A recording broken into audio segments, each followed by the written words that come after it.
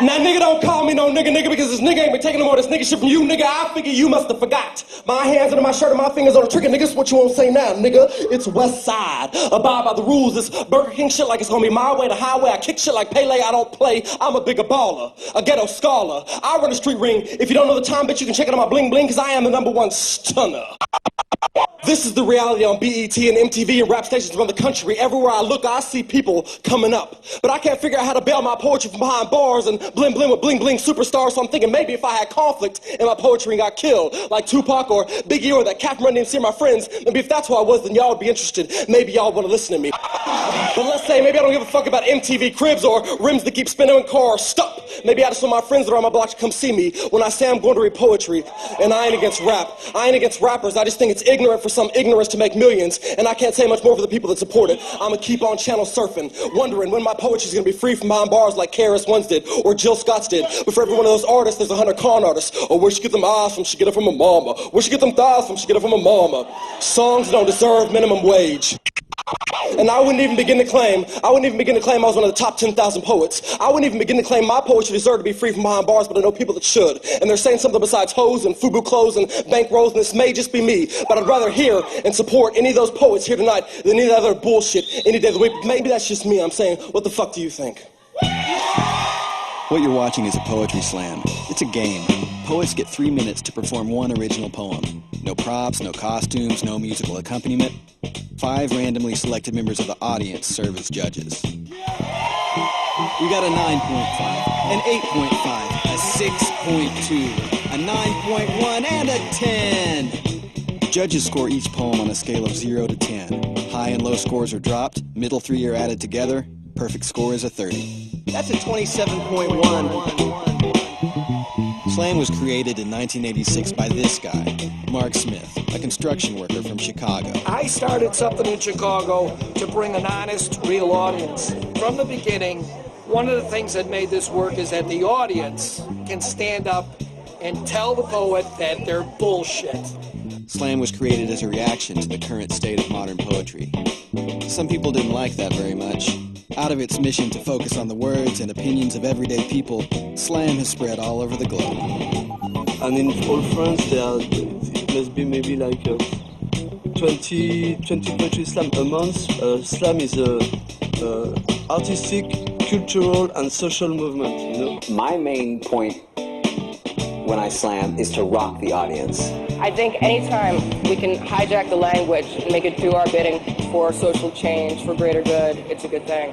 Not just rock them, but rock the fuck out of them. I think I see a movement in slam poetry that the slam poets individually may not be aware of. I see it as big as hip-hop. Then I started seeing these hip-hop poets, these poets who spoke the language of the people. The same struggle that rappers talk about, and the same kind of language, same kind of energy that rappers use to expose or to express ideas everybody's interested in. It would come to, I hate poetry. Oh, but that shit was hot. That's what it was. And so then they listen closely, they hear these artists who do have new thoughts on their mind, original ideas. Many top slammers are featured on the HBO original series, Russell Simmons Presents Deaf Poetry. HBO, I told them it was ready. They thought it was alternative still, but it wasn't really. It was very commercial. It was a commercial hit. Deaf Poetry inspired an international tour and a Tony Award-winning Broadway show. Actually, Broadway was our kind of a fantasy, a goal that we had from the beginning. I knew I wanted to be amazing. I wanted to be loved. I wanted to be rich. Not selling. These niggas as honest as the day is long. They're as commercial as the day is long, but they're commercial niggas like me. There's nothing wrong with that. Thank you for coming out. God bless you. Good night. Every August, 70 venues send teams of poets to compete against each other at the National Poetry Slam. 350 poets, 4 days of competition, 1 winner. Team Austin finished 3rd at last year's Nationals, and they're hungry for their first championship. Team New York City Urbana has a long history as a slam powerhouse. They are 3-time national champions. Both teams are headed towards the 2004 National Poetry Slam in St. Louis. It's the Super Bowl of spoken word. Like at any slam, the judges decide which poets make a slam team. Each venue holds a slam-off. Winners from throughout the season return from one night of competition. Top-scoring poets become the team. As a performer, I think if I have 3 out of every 2 people understand, maybe not agree, maybe not like, but understand what I'm saying, I'm doing good. That's kind of what I'd like. 3 out of every 2 people. Poets from all walks of life can end up on the same team. Take Christopher Lee, for example. After discovering slam only 6 months earlier, he was sleeping on couches and struggling to stay alive when he became Austin's 2003 slam champion.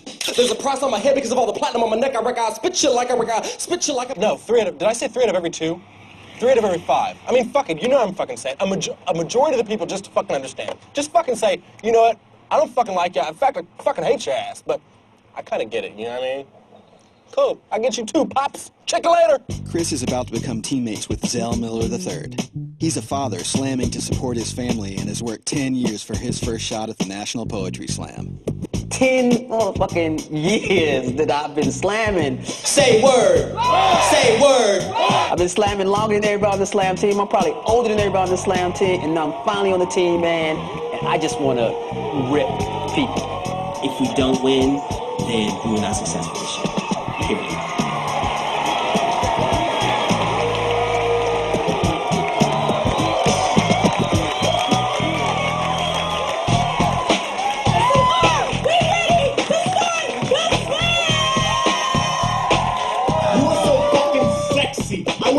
Church, and church is just like a 12-step, but the coffee's better, and they don't talk about God as much.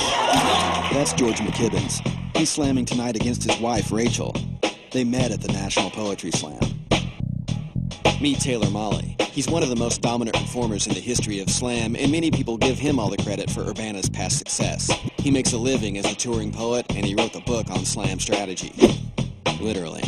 It's got to be lyrical, and it's got to be beautiful, and it's got to be the truth, of course. But this is how you write a political poem and how you deliver it with force. Mix current events with platitudes of empowerment. Wrap it up in rhyme or rhyme it up in rap until it sounds cool. Glare until it sinks in. Because somewhere in Iraq, body bags are coming back. I said somewhere in Iraq, body bags are coming back. Somewhere in Iraq, the body bags are coming back. This is for all the people who don't find that shit funny. Politicians get me fried like corn fritters and fish sticks. Selena Glenn. She's brought home 2 national championships for Team Urbana. Taylor Mali was the captain of both of those teams. She's ready for her turn to lead. So what's in it for these poets? Is it the access to an audience? Do they dream of making poetry into a career? Does it matter if they win or lose? The road to the National Poetry Slam starts here.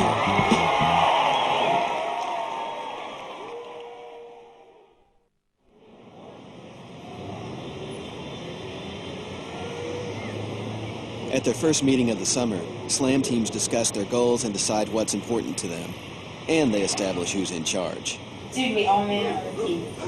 How ill is that? That's like the first thing. Like, I didn't even think it was possible. It's like I will only go on Urbana if Rachel, George, and Denise are on the team, and Taylor's the alternate. Hey, I'm thinking hard. I think this is the best team of writers up there. So I just can't I take it so seriously. There's still a part of me that's so disappointed that I didn't make it in the top 4. Okay, I'm gonna finish now. Okay. I guess mostly like I'm really excited to like cultivate the raw this summer, you know? Like I feel like finally like we're on a team where we can really be ourselves, you know what I mean? There's a difference between being unrehearsed and raw. Polish can only be but so perfect. Once polish is mastered, it can only be polished, but rawness, you can rise to whatever level you need to rise to make your performance that much better. You and I have been on 2 teams together, and we've won the Nationals 2 times. And this is the first time I'm hearing that the teams you were on before were kind of wacky and had all kinds of baggage. And I feel a little bit... I don't think I said wacky or baggage. I bring to the team 11 years of going to the National Poetry Slam Championships. Been on 7 teams, taken 6 of them to the finals. Now, how do you guys want to use me? I think a lot of the external polish came from my influence, and with me taking more of a consultant's role this year, that there may be less of that. It's frustrating a little bit. You know, I'm still I'm not comfortable in this role. Yeah, you gotta like hang out with people all summer. You know what I mean? And it's like, it's just not fun if you guys, if your teammates come from like a hugely different, you know, perspective. It feels like some like reality TV show made from hell, you know? I'm excited that we all have like a mutual pursuit, and I feel like this year our pursuit is really honesty. In other years, like the pursuit has been more like winning or like looking good. I got a great track record with when Selena's on my team. To come to the first meeting and hear Selena say, we're gonna do things totally different. I was a little bit sensitive at first, because I thought she was, it seemed, you know, part of me saw her as a ungrateful stepchild. The first time I saw you, 2002 Slam, I was pushing a 4-month-old baby. And at one point, George approaches me. Yeah, cool. Nice baby. Nice baby. Yeah. And I said, who the fuck are you? George had specifically asked me not to fuck, hump, or kiss, but if I wanted to go back to this hotel room and snuggle. And I said, no. And so I was like, all right. And then we just started going back and forth, like writing to each other almost like every single day. I still got some of them. I still have all of them. So anyways, we hung out and we had to lay on the futon together. It was like the first night, like my arms were under my side. No, really? They were like looking. Like, and I then, really like, wanted to touch it, but didn't want to be inappropriate. and then we'll creep a pinky over and like hook the pinky, and we're like lying next to each other, all stupid. When we finally did kiss, I turned and said, I love you, and then you smiled and said, I love you, and then... He comes back to where I live, and we hang out for a little while, and then they're like, fuck it, let's just get married. All right. We bought rings on our second date and used our failed engagements to trade as dowry. Shell-shocked, we laid together on a motel bedspread, swapped war stories of all our gutless and severed relationships. A long-distance union is like waiting for Russians to learn Spanish. So, I left a bad check for a slumlord and put a down payment on a house of cards without roaches. At home, we take turns going crazy. And usually, he gets Thursdays. To fuck on no sleep and get to work on time is nothing like the patience it takes to raise children who resemble the men that fucked you over and telling a social worker with a straight face, I don't swear in front of the kids. Multitasking is writing a suicide note on the back of a grocery list, mixing screwdrivers and sippy cups, and chipping at that Berlin Wall of court orders and dirty diapers. Any normal poet would be dead by now. When waiting for a custody battle's outcome is like catching a bullet in the teeth to protect the lump in your throat. But we don't care about picket fences and private schools. We just want our kids to be respected without having to read a fucking poem. We lie down on the tracks to give our family a better ride. Pay the cell bill with the gas bill. Turn off the cable to keep the lights on. Then squeeze the rent money out of the blisters on my feet. I work so much, my kids ask to see my ID before letting me in the house. But we don't see sacrifice in working our bones to the milk, trading in our sob stories for bedtime stories, and having phone sex on our wedding night, because there's nothing more rewarding than giving your kids a better life than yours.